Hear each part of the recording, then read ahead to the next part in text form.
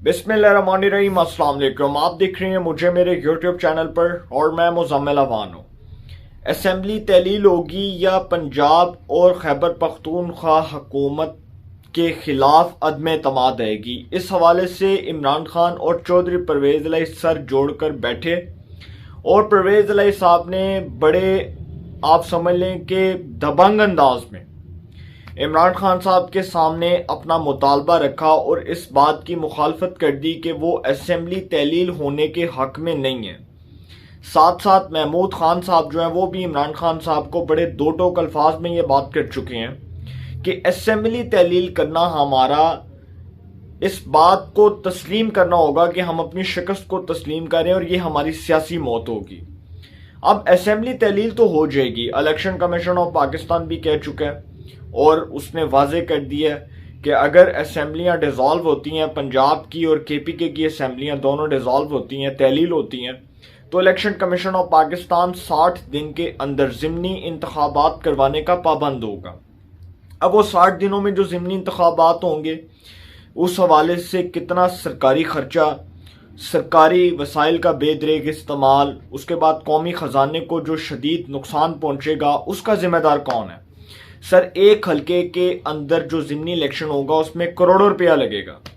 तो सर आप अंदाज़ा लगा लें कि पंजाब और केपीके की जो टोटल सीट्स हैं, अगर आप उसको टोटल कर लें तो आप सर पकड़ कर बैठ जाएंगे कि इतनी सीटों पर बाई इलेक्शंस कैसे हो सकता है। इस हवाले से चौधरी परवेज़ इलाही साहब समझते हैं कि अगर हम असम्बलियाँ डिज़ोल्व कर देते हैं तो उसका हमें सबसे ज़्यादा नुकसान होगा। किस तरह के जी, चौधरी परवेज़ इलाही साहब को भी जुमा हुआ है वज़ीर आला बने और उनकी जो वजारत आला है उसका नो डाउट उसका जो रिमोट है वो इमरान खान साहब के हाथ में है, लेकिन वो इमरान खान साहब को भी मना कर रहे हैं कि अभी ये पंगे में ना पड़ें, क्योंकि अगर हम इस पंगे में पड़ गए तो आगे बाई इलेक्शंस जो होंगे, जो असम्बली तहलील होने के बाद होंगे, उसमें भी हमें नुकसान होगा और आवाम कहेगी कि जी देखो हम असम्बलियों में इनका मुकाबला नहीं कर सके, हमें असम्बली में हकीकी अपोजिशन का रोल प्ले करना चाहिए वफाक के अंदर।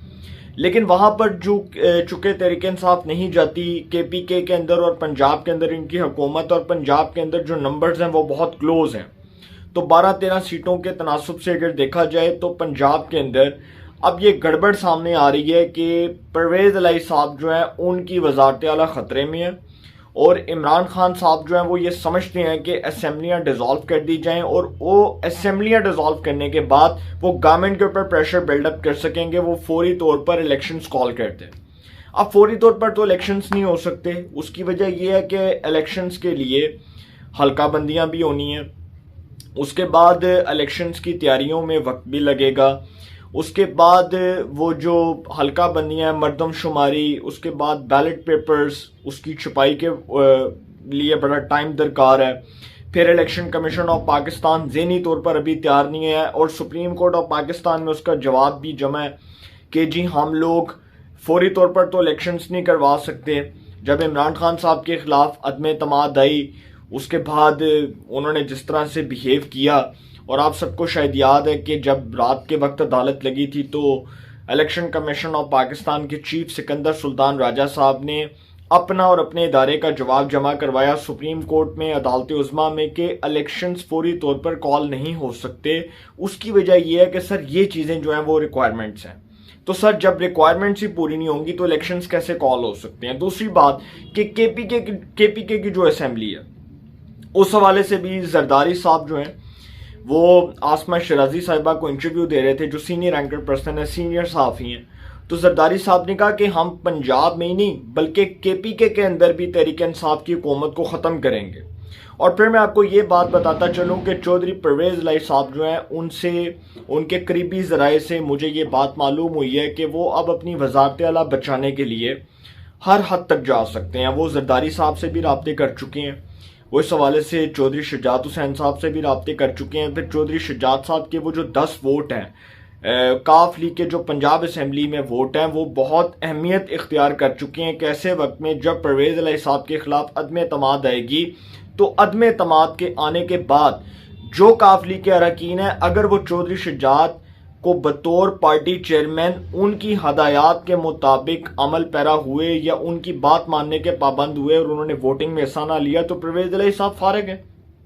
और हुकूमत इस हवाले से कह चुकी है, वफाकी हुकूमत कह चुकी है कि नून लीग पंजाब में तैयारियां कर चुकी है और नून लीग ने इस हवाले से मुकम्मल तैयारियां कर ली हैं। परवेज इलाही साहब के खिलाफ अदम एतमाद जमा होगी। अब यहाँ पर कुछ जो है ना वो प्रॉब्लम्स खड़े हो गए हैं तहरीक इंसाफ और काफ लीग के लिए कि वो असेंबली को फौरी तौर पर डिसॉल्व भी नहीं कर सकते, तहलील भी नहीं कर सकते, उधर से भी उनको बराह रास्त सियासी नुकसान होगा। और अगर वो असेंबली को बहाल रखते हैं, असेंबली को तहलील नहीं करते तो उसमें भी उनको नुकसान है, क्योंकि पंजाब में गवर्नर मुस्लिम लीग नून की हैं बलीगुर रहमान साहब और KPK के अंदर जो गवर्नर हैं वो JUI की हैं। तो इस वक्त जो है ना दोनों साइड्स पे तहरीक इंसाफ को और काफ लीग को बहुत बड़ा नुकसान हो सकता है, असेंबली तहलील करने की सूरत में और असेंबली को कायम रखने की सूरत में। दोनों सूरतों में तहरीक इंसाफ और काफ लीग जो है वो बड़ी बुरी तरह फंस चुकी हैं, चारों दरवाजे बंद हो चुके हैं, वापसी का कोई रास्ता नजर नहीं आ रहा। और ऐसे वक्त में जब इलेक्शन कमीशन ये ऐलान कर चुका है कि हम फौरी तौर पर इलेक्शंस नहीं करवाएंगे तो सर तहरीक इंसाफ जो है उसके लिए अब बड़े प्रॉब्लम्स खड़े हो चुके हैं। फिर दूसरी बात यह है कि अब अगर देखा जाए तो इस हवाले से परवेज इलाही साहब और महमूद खान साहब दोनों मेंटली तौर पर तैयार नहीं है कि इमरान खान साहब असेंबली डिसॉल्व कर दें, जबकि परवेज इलाही साहब ने टीवी पर आकर ये बयान दिया, स्टेटमेंट दिया कि इमरान खान साहब के एक हुक्म के ऊपर जो वो कहेंगे मैं करने को तैयार हूँ। लेकिन वो अपने जो है वो पंडितों के जरिए, परवेज इलाही साहब अपने सियासी पंडितों के जरिए ये पैगाम बहुत अहम लोगों को पहुंचा चुके हैं, तहरीक इंसाफ के अहम लोगों को, कि मैं भाई असेंबली डिसॉल्व नहीं कर रहा। क्योंकि परवेज इलाही साहब बराह रास्त वो नुकसान उठाने के लिए तैयार नहीं है और वो नहीं चाहते कि मुझे नुकसान हो या मेरे पार्टी नैरेटिव को नुकसान हो। और इसका बराह रास्त जो नुकसान है वो परवेज इलाही के साथ साथ इमरान खान साहब को भी होगा। लेकिन इमरान खान साहब समझते हैं कि अगर असेंबलियाँ डिसॉल्व हो जाती हैं, तहलील हो जाती हैं पंजाब की और KPK की, तो उसके बाद मैं इतना प्रेशर डाल दूंगा कि हुकूमत खुद इंतखाबात की डेट अनाउंस कर देगी। सर ऐसा नहीं होगा। उसकी वजह यह है कि हुकूमत ने इंतखाबात मुकर्ररा मुद्दत के ऊपर करवाने हैं, मुकर्ररा वक्त के ऊपर करवाने हैं। आप बेशक असेंबलियाँ डिसॉल्व कर दें, इलेक्शन कमीशन ने ऐलान कर दिया है, उतनी देर में इन 60 दिनों के अंदर जो KPK की और पंजाब असेंबली के जो इलेक्शंस हैं वो हो जाएंगे, दूध का दूध पानी का पानी हो जाएगा। तो इमरान खान साहब की पॉपुलैरिटी जहां पर खड़ी है वो सबको पता है। सप्तान खान साहब जो स्पीकर हैं जी पंजाब असेंबली के, स्पीकर जो होता है वो हाउस का कस्टोडियन होता है और स्पीकर का जो रोल है वो न्यूट्रल होता है। लेकिन जब स्पीकर कस्टोडियन का रोल प्ले करने की बजाय, कस्टोडियन का रोल अदा करने की बजाय जब वो एक पार्टी का स्पोक्स पर्सन बनकर कहे, सप्तान खान साहब वो अगर ये कहें कि जी मैं तो अदम एतमाद आने नहीं दूंगा, असेंबली में अदम एतमाद नहीं आ सकती, और फिर परवेज इलाही साहब जो कहते हैं ना कि इनके पास नंबर्स नहीं पूरे, और सप्तान खान साहब भी कहते हैं कि इनके पास तो नंबर्स ही नहीं पूरे, तो भाई फिर जब नंबर्स नहीं पूरे तो आप फिर अदम एतमाद उनको अदम एतमाद लाने दें, उनको कहें कि वो अदम एतमाद की तहरीक लाएं, वो जमा करवाएं और उसके ऊपर वोटिंग करवा दें।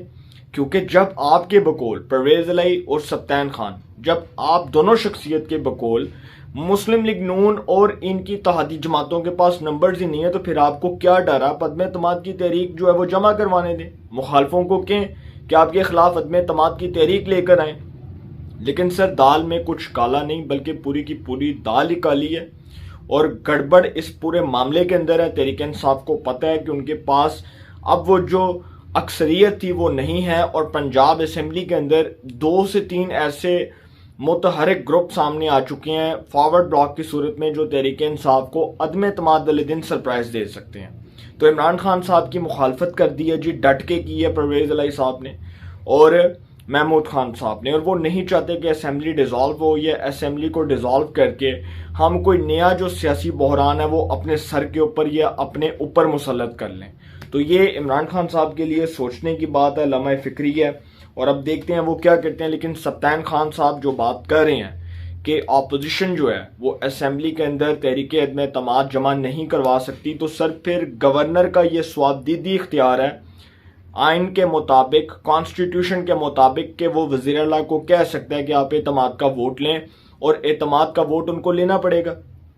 अगर अदम एतमाद की तहरीक ही जमा नहीं करवाने दी जाएगी पंजाब असम्बली में स्पीकर सप्तान खान साहब की जानिब से, जो हाउस के कस्टोडियन है, और अगर वो इस हवाले से सेशन कॉल नहीं करेंगे तो सर फिर मुखालफिन चले जाएंगे लाहौर हाई कोर्ट, वहाँ पर जाकर दरवाज़ा खटखटाएंगे इंसाफ के लिए। और पेशावर के अंदर जो तहरीक इंसाफ की हुकूमत है, अगर वहाँ पर भी ऐसा ही होता है कि वहाँ पर इनके वज़ीर आला महमूद खान साहब के खिलाफ स्पीकर खैबर पख्तूनख्वा असम्बली तहरीक अदम एतमाद जमा नहीं होने देते तो ये पेशावर हाई कोर्ट चले जाएंगे।